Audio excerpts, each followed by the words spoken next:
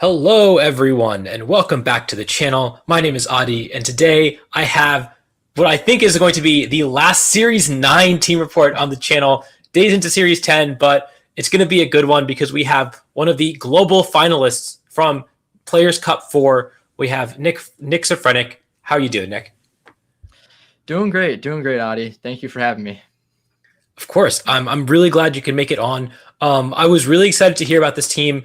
Back right after you got to top 16 in North America with it, and then you just kept winning. And so, of course, we just had the global finals streamed, and so now I can finally hear all about how you did it.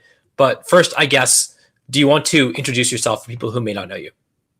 Yeah, so my name is Nick Sefranek. I hail from the United States and Michigan, and I've been playing Pokemon since 2014 or around there.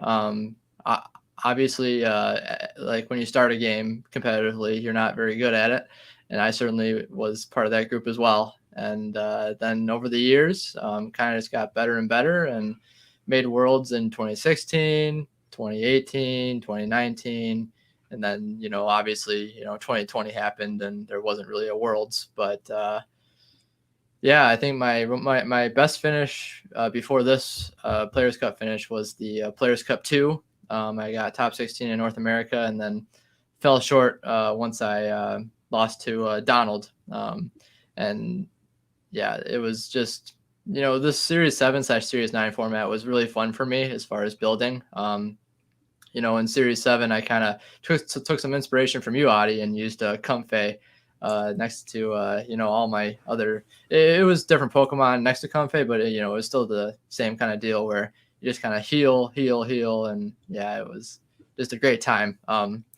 And then in Series 9, I kind of had this team just at the tail end of Series 7, and then we kind of just broke away into Series 8, and then after Series 8, I just pulled this team out again and was like, oh, this is actually pretty nice again. So just kept running that. But yeah, that's a little bit about me. I have a wife, a kid, a house. I guess I probably should mention those. And just a lot has happened in the last couple of years. It's literally been in the last couple of years that's all happened to me. So, and then there's this too. So just kind of trying to juggle. Yeah, definitely. Yeah, I mean, that's awesome. And it's really cool that you managed to use a lot of the same things as your Players Cup 2 team, and then take inspiration from Series 7 when I think a lot of the teams that were doing well at the end of Series 7 really didn't translate to Series 9, and it was kind of strange given that they really are the same format. But it's cool that yours did. But do you want to talk me through the team building process and like maybe any changes you made moving on from Series 7 to Series 9? Yeah, so I noticed, at least from my Players Cup 2 run, that Moltres is super good. There's just no other way to say it. It's just really good. And I was running weakness policy on the last team that I was running, but on this one, just based on what I was trying to do, I kind of had it in my head pretty strongly that if you had Metagross and Moltres on the same team, that you will get most like you will do pretty well. I felt like those two Pokemon together just were always going to be good. You just had to find the right combination of Pokemon to really get them working. So I guess just to go off from that, the Incineroar and Tapu Fini are just very staple Pokemon that are always good, no matter what format it's been in. Besides, restricted formats. Well, even in restricted formats, really. Those two Pokemon have always been just really good together, and those were kind of like my backbone Pokemon going into it. And typing wise, they kind of filled good roles for the Moltres and Metagross. And then once those four were chosen, I was like, I kind of have a Landorus weakness, and you know what? Why not add on another? And so I added on Raikou. But what Raikou does actually differently than like something like Spectrier or Entei or any other Bulldoze Pokemon you can think of is it gets like very different moves and its typing actually helps me in situations against something like Colossal, for example. Colossal was actually a super rough matchup into, Metagross and Moltres, which, is a pretty bad thing to be weak to, considering it, one Players Cup, and it's done well, in general. So you kind of want an answer to Colossal. And you also want an answer to something like, a well-played Tapu Fini or any water type, really. Because this team, I mean, if you can't go like Metagross next to your Bulldozer, then like it makes it hard to get through something like a bulky water type, especially Fini. So Raikou just made a lot of sense. It just filled in that gap that was missing. Because if you just take away Raikou, from this team and you have everything else, you just kind of realize how weak I am to a well played Colossal or even water type. So yeah, that's why Raikou just made a lot of sense. And the Assault Vest was just because I kind of in my mind have this like list of good items that you put on certain Pokemon and you put on just your team in general. And I felt like the one item I was missing still was the Assault Vest, so it just kind of made sense on it, and it really worked out because just as I was running this team, I think it was Liakos popularized a very offensive Aleki, which was actually super, super, I don't know, in my favor, because what ended up happening was once that started being a meta setter, then what would happen is I'd lead like Metagross Raikou into like those Clefairy Regieleki teams, and they'd always go for the Helping Hand Max Lightning like every single time. So all you have to do in that situation, switch out into your Whimsicott from with your Metagross.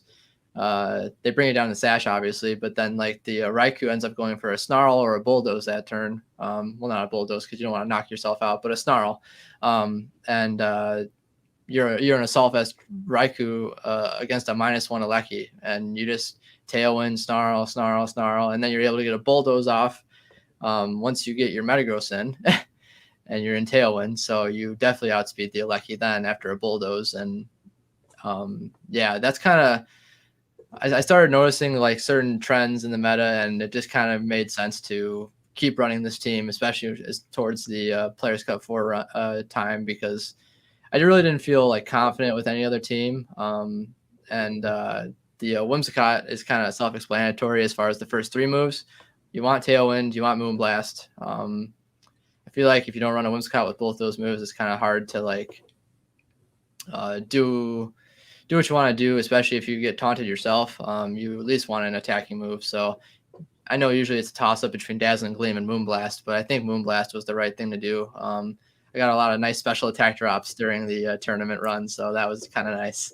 And the taunt is obviously for things like Trick Room, things like things trying to set up. That came into play a couple times, and then the Fate Tears was the one I kept changing around. I thought maybe Helping Hand's better because there's a lot of dark types in this format, and I can't Fate Tears the dark types. And also there's Psychic Terrain users, so it's kind of hard to utilize Fate Tears all the time. But I feel like in the situations that I did use Fate Tears, it was super, super important because per se against the Colossal team that I ended up facing in the last match where I actually got knocked out from Players Cup 4.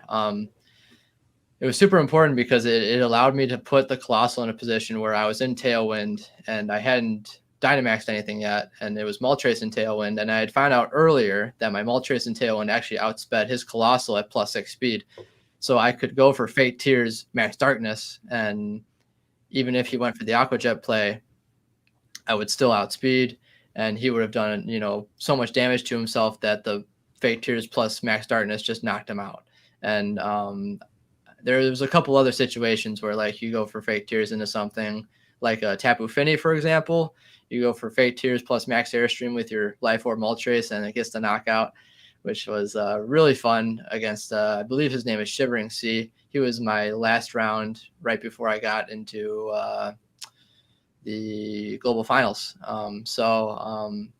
Yeah, that was a super, super necessary move to have in those matchups. I still kind of toss up between Fate Tears and, Helping Hand, but I think Fate Tears was correct in this scenario, as well as I guess I didn't mention the Shuckaberry on Ensign is because I was super weak to Landorus. As you can see, I have literally no resist. So it makes it hard for you to get in all those intimidates without having the Shuckaberry. They can go for the Rockfall, right? But that's not going to KO you, even if they're Life Orb. And I went for a more physically defensive Incineroar on this team because it made it difficult for things like Landorus and Glacier to keep, going for their ground/rock moves. And I could go for, parting shots or, just switch it out again and switch it back in and at least get 2 intimidates on the thing that, was causing my team trouble. And I also had, the Ice Punch on Metagross because if I didn't have Ice Punch, I was literally just going to auto lose to Landorus most indefinitely. So I had to have something. And so Ice Punch on Metagross was definitely necessary. But yeah, I think the rest of the team's kind of self-explanatory. So so I think the team is actually really similar to the team that Jean-Paul used to get 3rd place in Players Cup 2. I think all the Pokemon are the same except for the Raikou was a Spectrier. And that team was really cool. And this seems like a more refined version of it. That team was a little greedy because the metagame really hadn't developed. And the Raikou maybe is a little less inherently powerful, but covers for a lot more of the metagame threats, like you mentioned, Colossal, like Regieleki, like Bulky Waters. So yeah, it's really cool to see how this sort of like Moltres Metagross archetype has developed over the course of the like 6 months that we play this format. Yep. It's definitely one of those like archetypes that I always wanted to, I guess, because inherently, Metagross and Moltres want to be very offensive and very aggressive against your opponent, but obviously you can't always, have both on the same squad when you're going into a best of 3. But usually, if one wasn't able to be brought, the other was, and that made it really easy for me to pick what I needed to Dynamax. And, occasionally I would Dynamax, Raikou and Tapu Fini.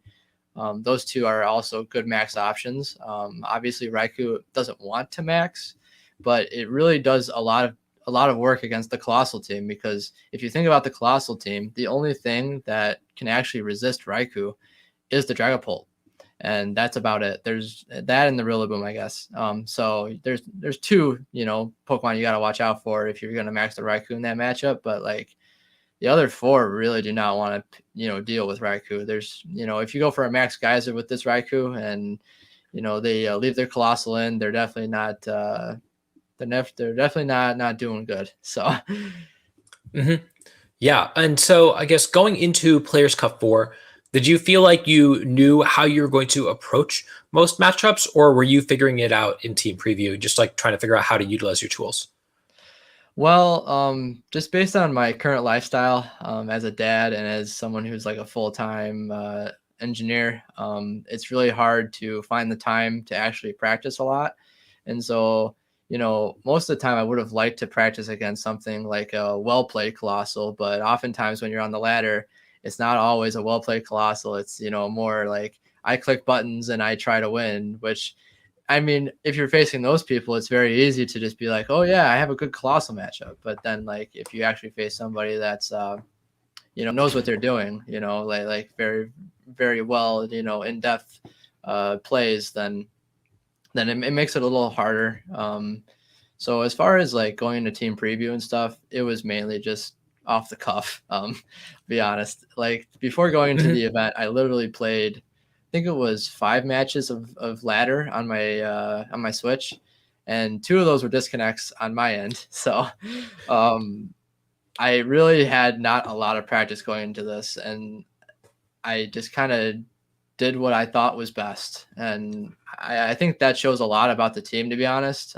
Just being able to utilize, all your options, and having a lot of options is really, really key. And you can't, like, obviously it's very easy to just lead Raikou Metagross, right? But that doesn't always work. In fact, most of the time it didn't. There was a lot of matches actually where I had to strategically kind of put my Metagross in a position, even without weakness policy boost, to try to like get KOs. Like I remember against Alex Arand, he had like a Thunderous and I think it was a Landorus team, but he had the Trick Room option too, so it was kind of hard to predict like what he was going to lead. But I had to lead Whimsicott Metagross against the Landorus. There was no other way of me like getting through it. So you got a lot of options with this team is all I'm trying to say.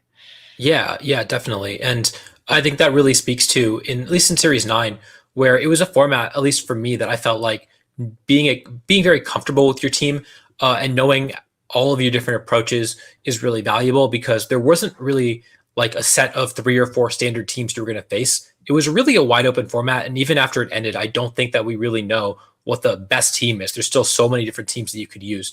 And so knowing the tools that you have available, knowing all of your different approaches to all the different threats that you might see was really how I think most people found success, and yourself included.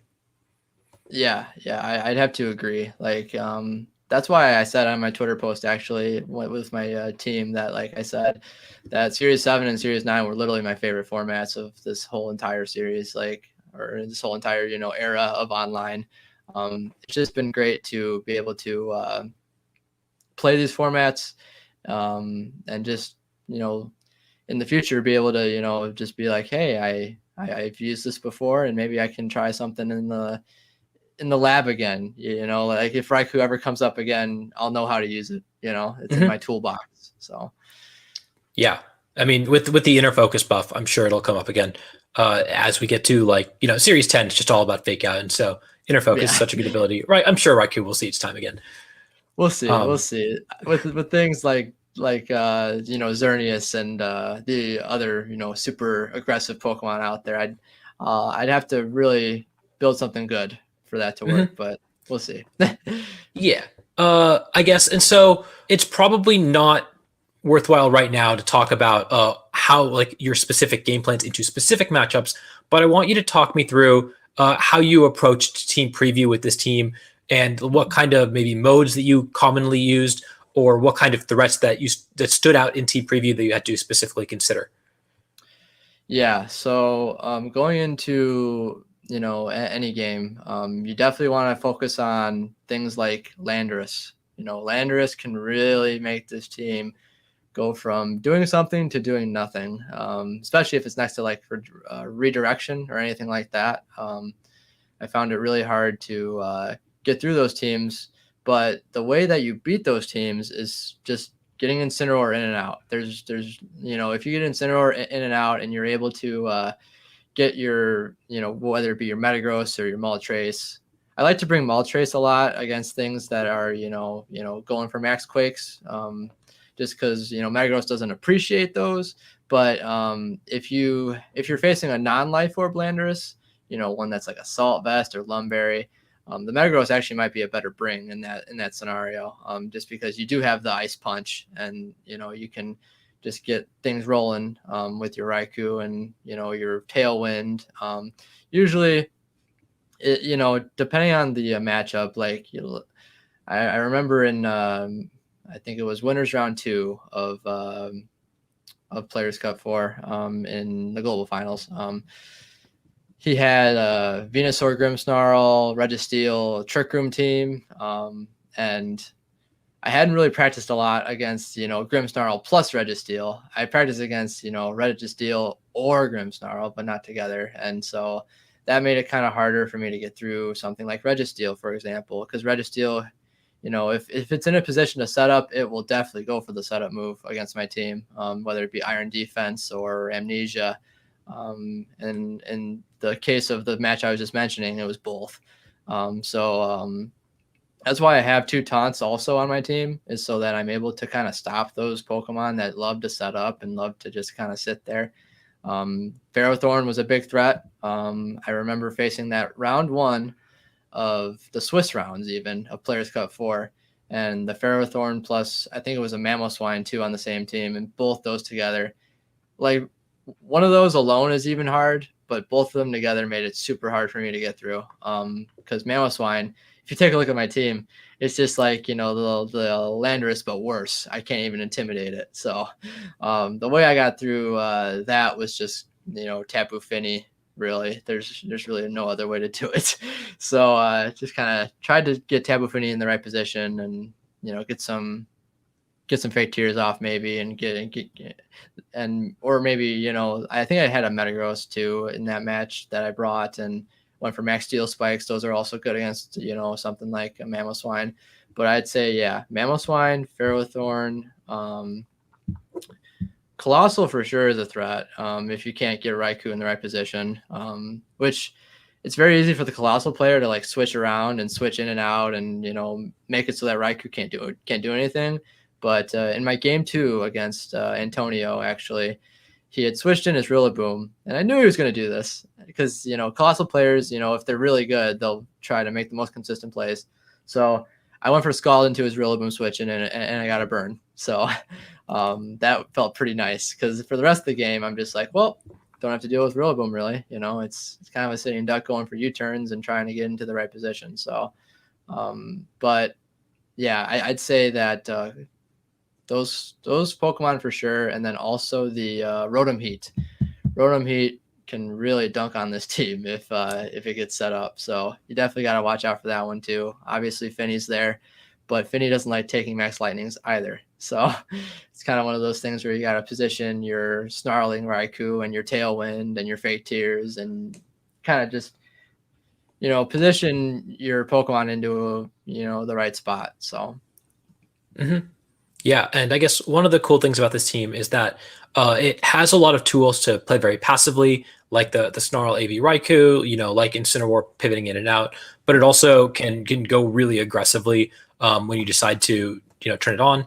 And I think maybe one of the biggest skills in Series 9, certainly I think when piloting this team, is knowing when to play passively, slow the game down a little bit, and abuse your stalling, bulkier Pokemon, and when to just like Dynamax and go all in. Yeah, I found that especially in my global finals run. Obviously, I didn't like go very far into global finals, but the one thing I did take away from it was the fact that I was at certain points I was hitting the gas too much, and I could see it, like especially in the stream replays that I watched. There were certain turns that were pretty questionable on my part, because if you read your opponent so many times in a row, your opponent starts to read you, and then they just use that as their way to get ahead. Especially against Registeel. I remember I had a free turn to taunt it, and I would have won the whole set if I did. But I was like, he's gonna protect. So instead, I fake tears the Porygon 2 next to it and went for a Moonblast with my boosted Finny, and that didn't even KO. So it was like. I got nothing out of that turn, and he got a free setup, which was like not good, especially because he was getting Amnesias up, which at that point I was hoping for a crit because there were so many turns playing out, but I just didn't get it. And obviously I shouldn't expect a crit, but after a lot of turns of going for Muddy Water, I was just really hoping for a crit. And I think there was also one point where I went for Fiery Wrath, and it was like the turn that he was trying to set up Trick Room. And he also had Registeel on the field as well. And I was like, if one of these flinches, man, it's going to actually be all right. But no luck. But you can't really expect a flinch or anything like that. It's this team gives you a lot of opportunity actually to get stuff like that, to be honest. But it's not always going to happen. So that's another positive I would say to the team. Like sometimes you can just go for Fiery Wrath and get flinches. Sometimes you can go for Moonblast and get special attack drops. Sometimes you can just get crits because games just kind of last long sometimes, and you're just like bound to either get crit or get a crit. So Yeah, exactly. I mean, people complain about luck a lot in Pokemon, but I think a lot of it is other than maybe critical hits is in your control and team building. And so this team, other than maybe Muddy Water, I guess you can miss Snarl, you can miss Air Slash, but those miss a lot less often.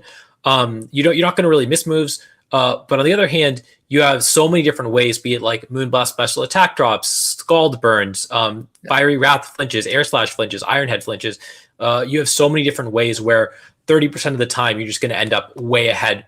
And that's just something that I think is really valuable in team building.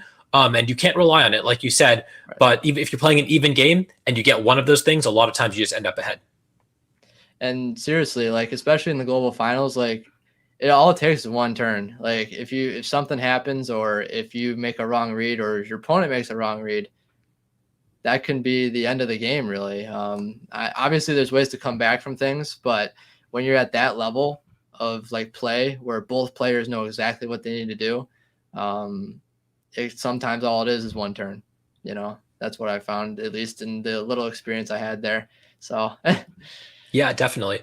And yeah, so talk me through your run through the North American stages first, and maybe some of the notable games that you played. yeah, so I did end up facing a player called Shivering Sea. It was a very close match, and it was actually really, really funny because Shivering Sea was running the team that I had lost to actually in Players Cup 2 that knocked me out of Players Cup 2, basically. So it was kind of like the run back of the century, at least for me, because like I was like, this is the exact same team that I played before that I lost to. I'm not going to let that happen again. So instead of like, because my approach in Players Cup 2 was like, define game plans and only go with that game plan. Because, me and my friends had theoried, certain things that we could do differently, but we were like, nope, this is the most consistent, do this. Well, that doesn't really work if your opponent is actually smart and thinking. So the thing is, like, you have to be able to adapt. There's no other way to say it. Like, you have to be able to lead different things, especially after you see what your opponent leads game one. Because if your opponent is going to lead a certain way, and they're going to lead a certain way, and especially if you know that they're going to max a certain Pokemon, that's when okay, maybe instead of this, I go this. Because against Shivering Sea, that was exactly what happened. He had a Glastrier Moltres team with a Moongus. I think there was a Dusclops on there as well. And yeah, just a couple. I can't remember the other two Pokemon off the top of my head. I think there was a Finny somewhere. But basically, the matchup came down to, okay, do you bring Glastrier or do you bring your Moltres? And his Moltres was, I think it was Weakness Policy, and his Glastrier was actually, I think, Life Orb or Assault Vest, one of the two. But he was too afraid of Metagross. So in game one, after I brought my Metagross, and he actually beat me because I brought my Metagross and he brought his Moltres. I was like, okay, if you're going to max your Moltres, then I'm going to bring my own Moltres. And we're going to play this Moltres game, 1v1. So it was just Airstreams back and forth all game two. And because my Moltres was just faster all the time, because I'm max speed timid, as you see there, I think he must have been a little bit bulky because he consistently was not outspeeding me. So I just Airstream next to, whether it be Finny or Raikou or whatever. And, Snarl support helped a lot in that matchup. Finny helped a lot in that matchup, and Whimsicott helped a lot in that matchup. And it was all because he kept going for the Moltres route, which on paper is like, well, why are you going Moltres against Glastrier?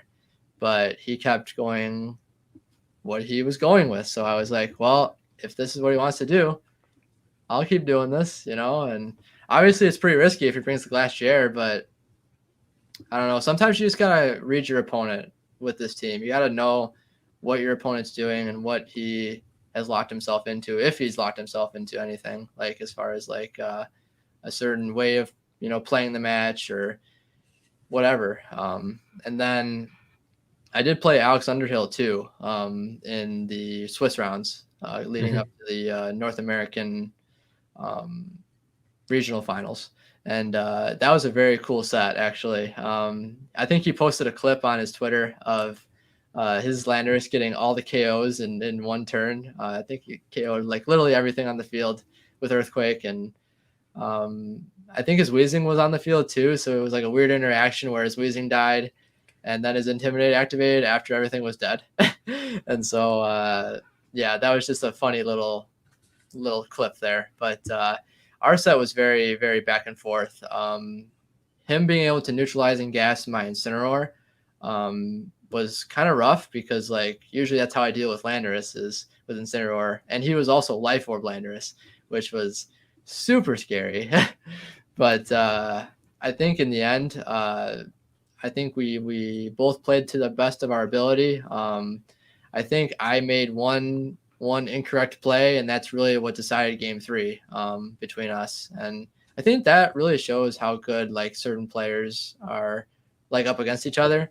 Like because Alex is a very very veteran player, and he's been playing the game for a while. And I think it was like the second to last turn where like if I just switched in my Incineroar, I would have been in a better position, at least a better position, not maybe a great one, but a better one. And I think I was just not thinking clearly or something. I don't know what was going on, but I just didn't make the switch, and it cost me. So it's definitely one of these like this team is very like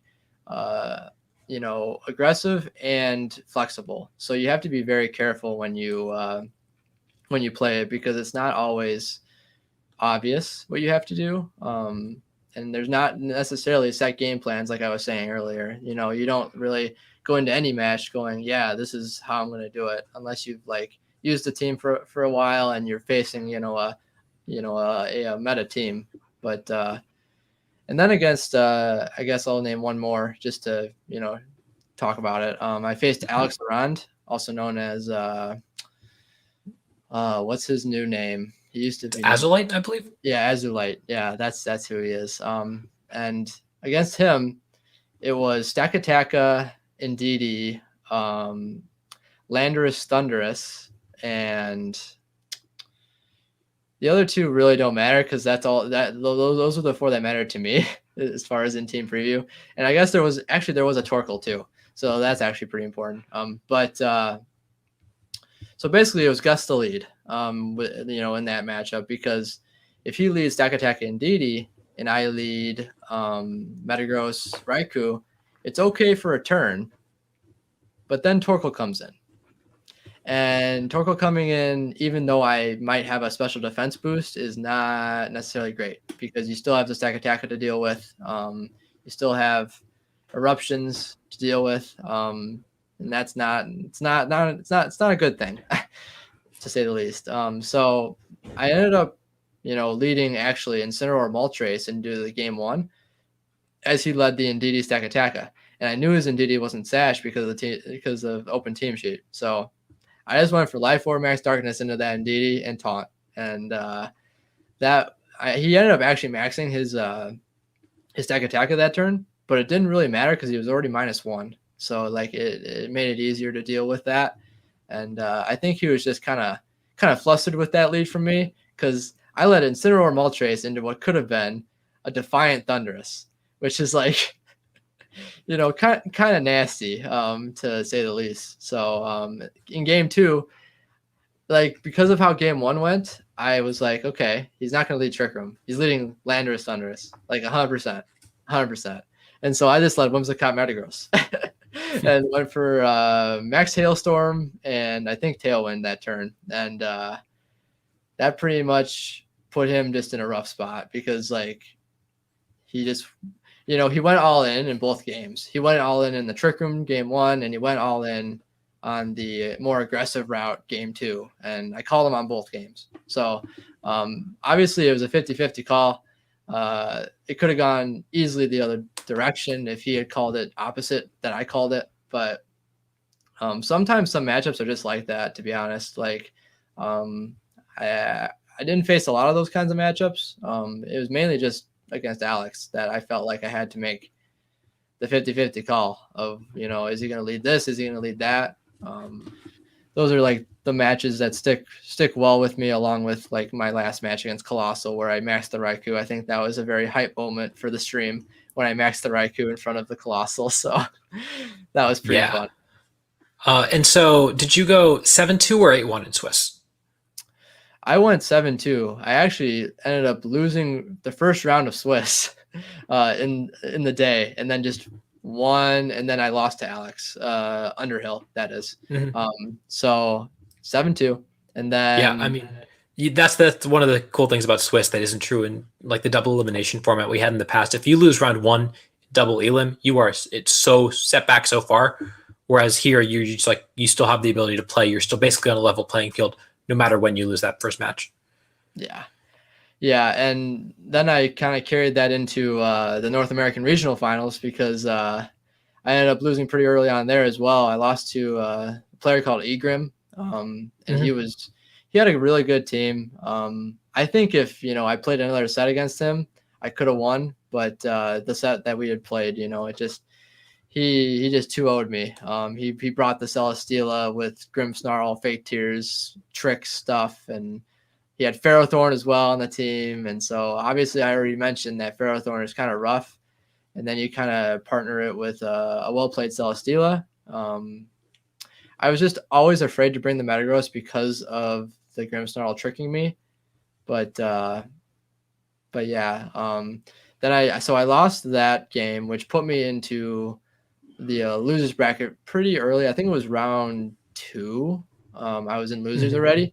And then I had to basically just win out, and I had to beat people like I think the King Villager I had to beat. I had to beat Sefranek, as I already mentioned. And then I think there was another person. Oh yeah, it was the person using Grassy Seed Stack Attacka with Marowak and some other stuff.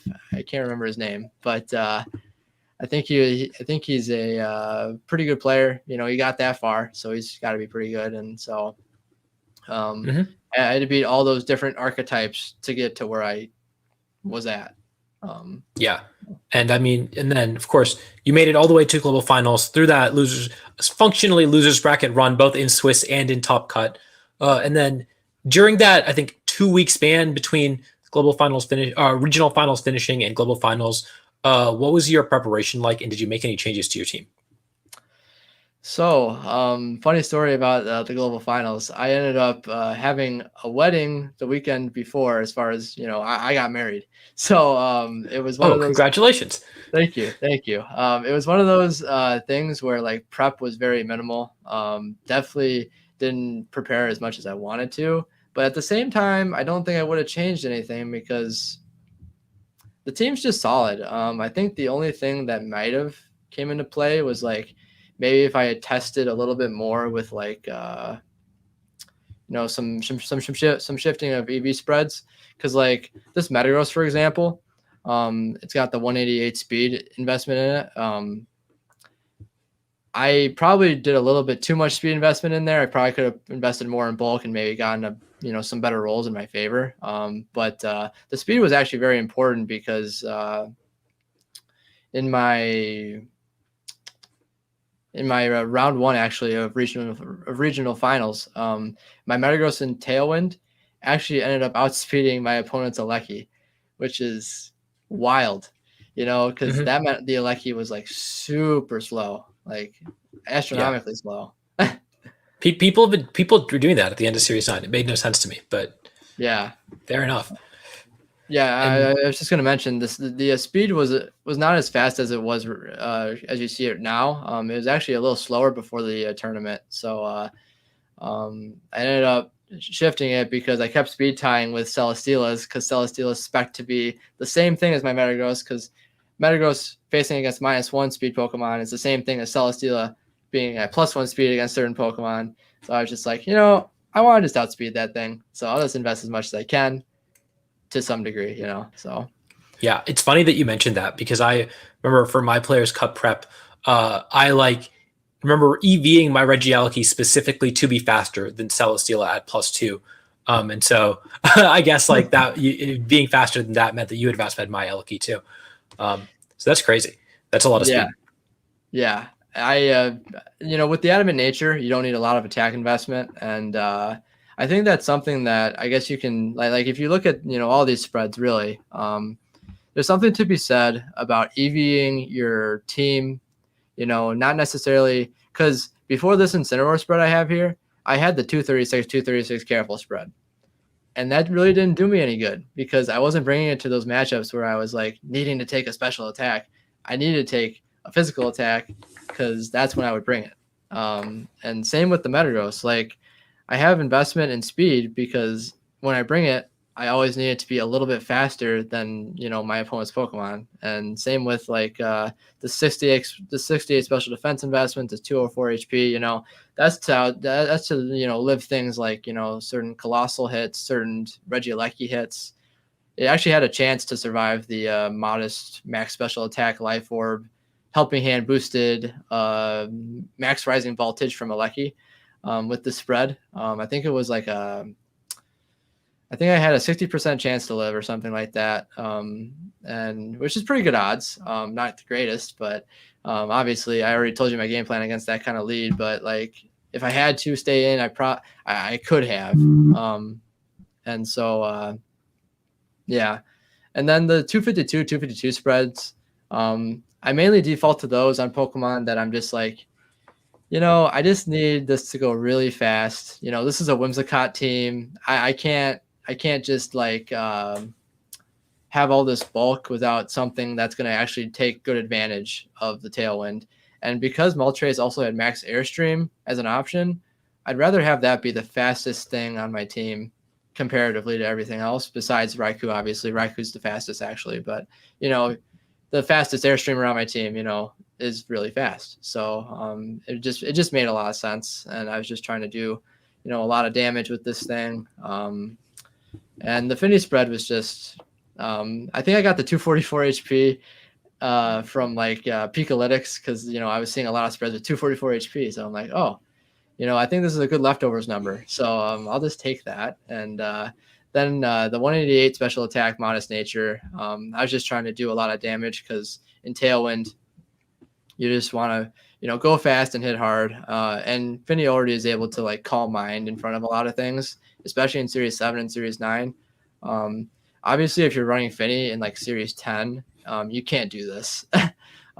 There's no room to like call mind and do all that stuff unless you are in a astronomically great position, but you normally are not in that position. So this kind of Finny, people are doing it. People are doing it specifically against caloric shadow teams. It's where like you actually might have the time, and it's pretty useful. Oh, I didn't know that. I haven't really played much Series 10 either, but I guess my initial thoughts without playing the series at all would be that, but I guess there is a place for Calm Mind Finny in Series 10. I don't know how good it is. I haven't tried it myself, but it definitely has seen some play. Okay.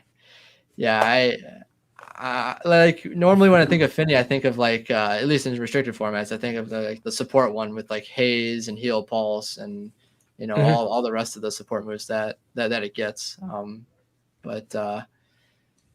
Yeah, so there's Finny, and then Raikou was kind of like that Pokemon that actually was just I needed it to outspeed certain things because it's a bulldozer. And I wanted it to specifically outspeed Thundurus at least by 1 point. So I think that's what the speed there's for. It's been a while since I've actually looked at the spread and decided what that was for, but I'm pretty sure that's what it was for. Yep.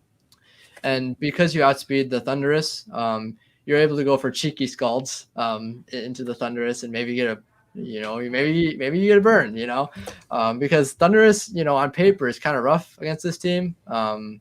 That's another one I didn't mention, but yeah, Thundurus is definitely rough against this, rough to face. So Raikou just makes that a little bit easier. It resists Airstream, it resists Lightning. Doesn't really care about Knuckle because Knuckle isn't really that strong. So you're able to get a few Scalds before you're gone, and then you're like, one of these is probably going to burn, eventually could be. And I know I have a Finny on my team, but since Thundurus is in the air, you're able to get the burn on it. And I think burns are just very nice. Obviously if I had a chance to run Will-O-Wisp Raikou, I would have. But obviously that's not something I can do. So I just kind of went with the best option, and it ended up working out really great because, it's just good against things like Colossal, so. Yeah. And then I guess to round things off, do you want to talk about your run through global finals? And I know both your games were on stream, but do you want to tell me a little bit about what happened?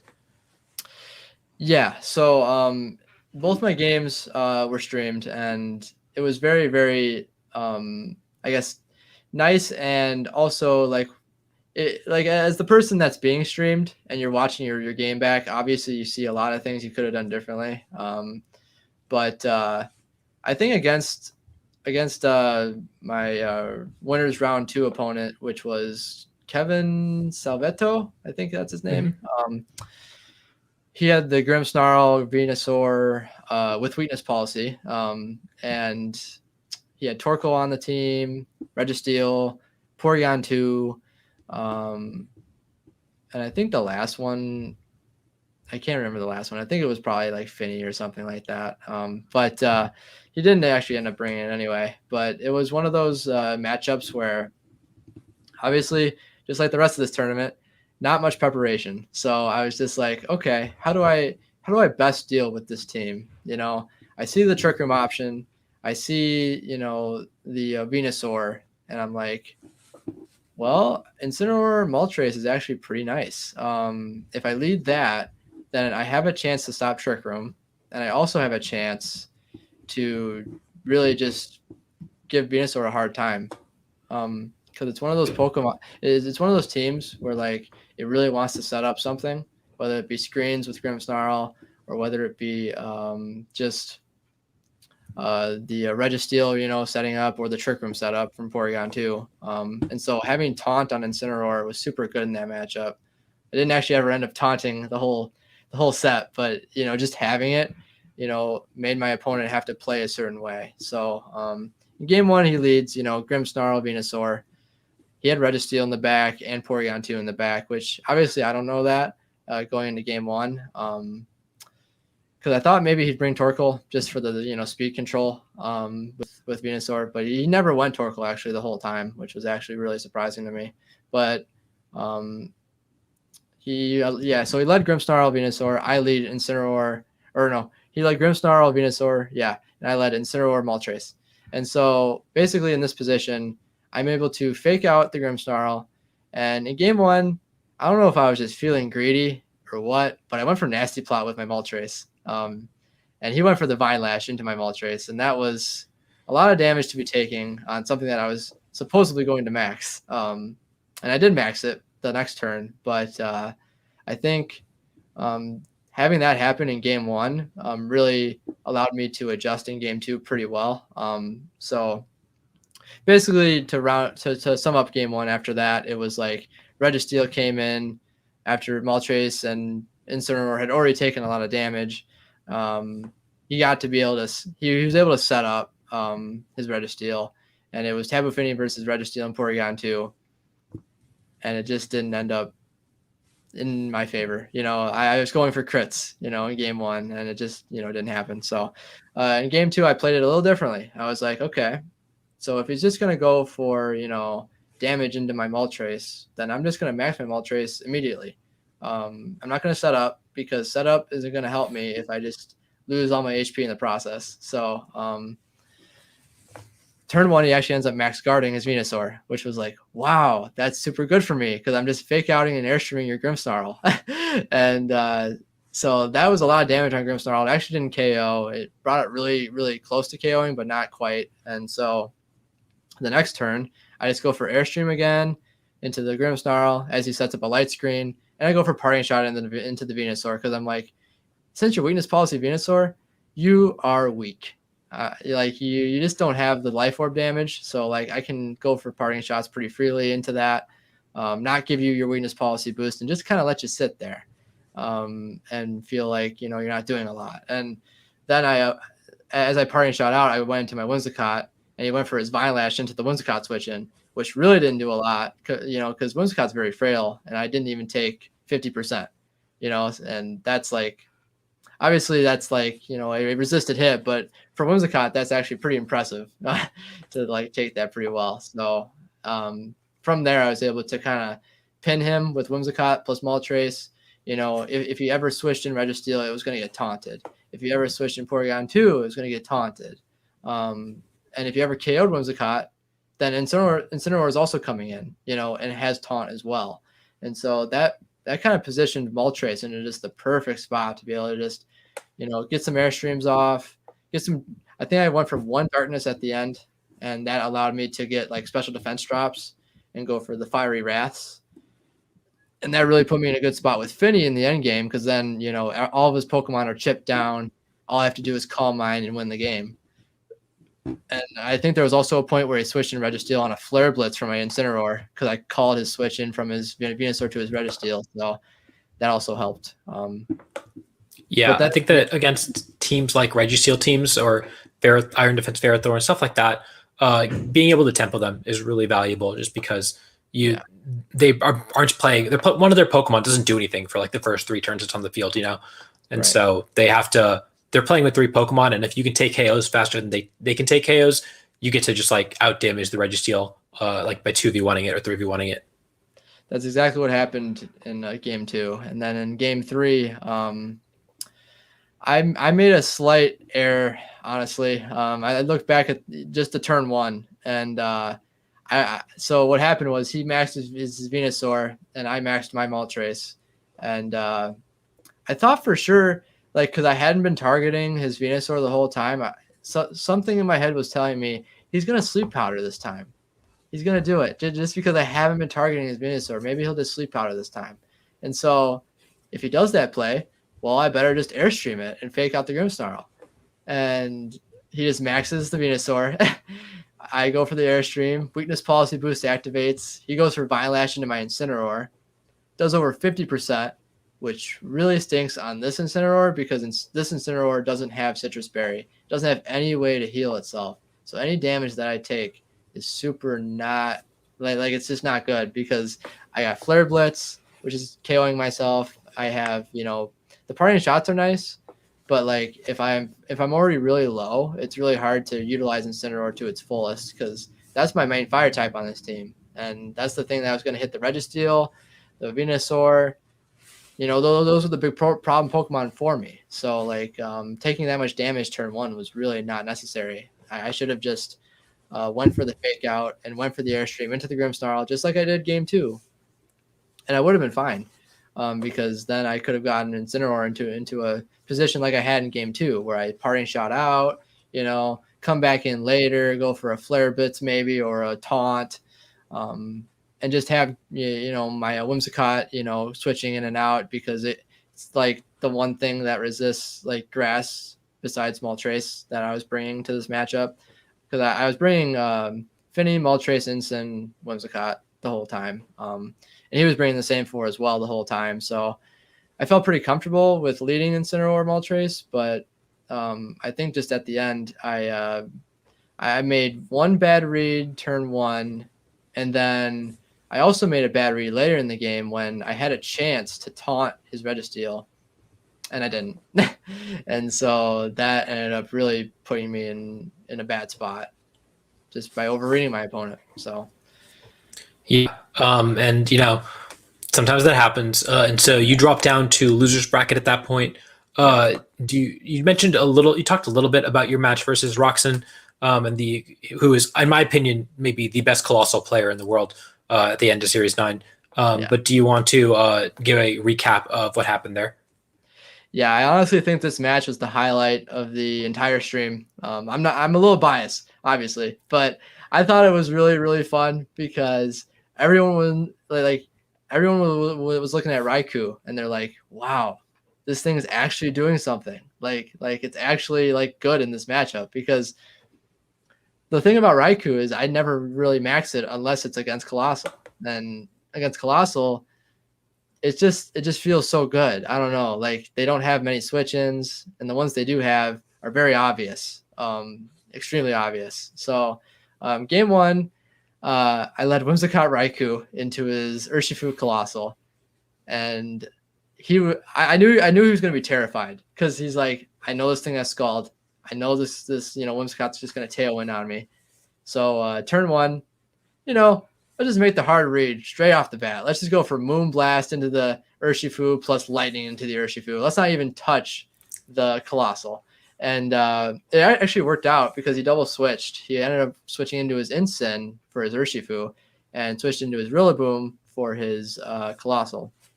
And so I was able to get a lot of free damage on the Incin turn 1, which was super nice, because if you're not bringing like Finny as your max option. If it's Raikou instead, then like it's just really nice to be able to get Incineroar low, because Incineroar just likes to parting shot my Raikou. And Raikou already is like on the brink of not doing enough damage. So I'd rather not have more issues with that. So I just ended up getting a lot of free damage on the instant switch in.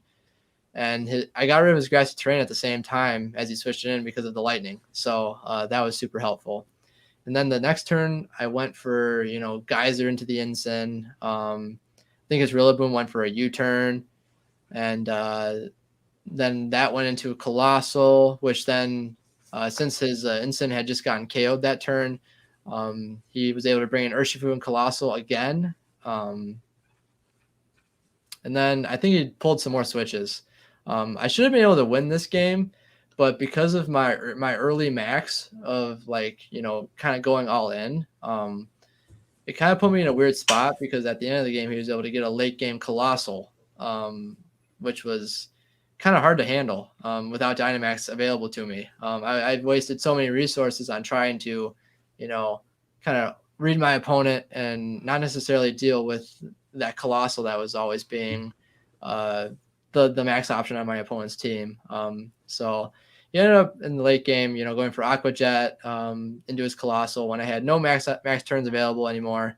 And Raikou was sitting, I think, at 50%. So then he wasn't living a max Quake for like at all. He might have been able to live at full HP, but definitely not at 50%. So it just ended up not being good after that. After you get a Quake boost when, my brings are, because I had been bringing Whimsicott, Raikou, Moltres, and Tapu Fini.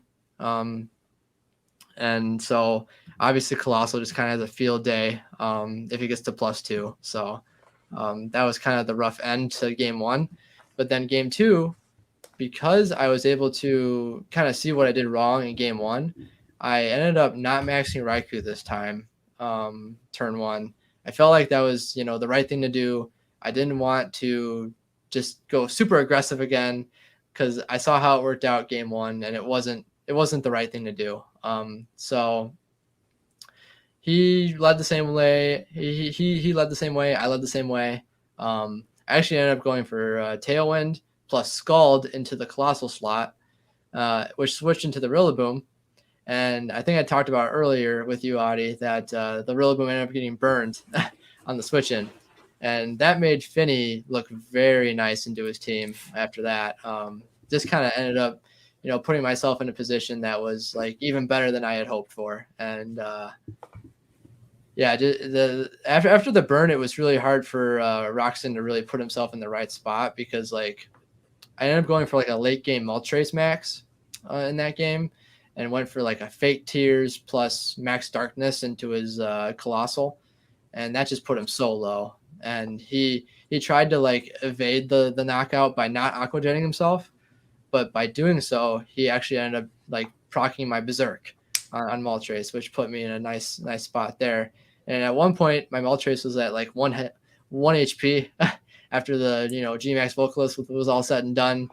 And so I just ended up switching out my Moltres at the last turn of my max, so that I could later switch around and be able to have my terrain over his grassy terrain, because I knew that was going to be the important part about game two, is having the terrain control, not giving my opponent any room, like as far as like I wanted as much switching as he was switching, because he was switching a lot with his team. He was able to. That's just how that's how a Colossal works. If you're playing it like he was, and so I just ended up switching out my Moltres, putting myself in a better position because I switched out, and that was that. And so game two was mine, and then game three.